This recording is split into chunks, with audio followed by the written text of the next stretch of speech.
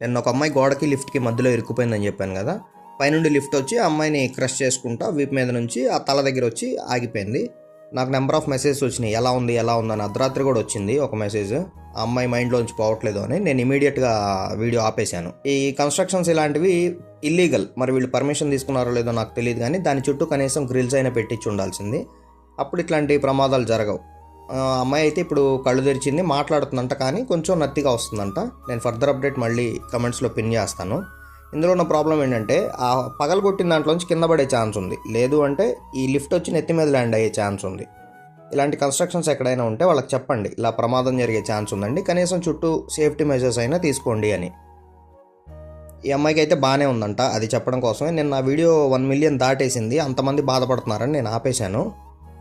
So నేను next అమ్మాయికి ఎలా ఉందనేది కూడా కమెంట్స్లో పిన్ చేస్తాను, కావాలంటే మీరు చూడొచ్చు.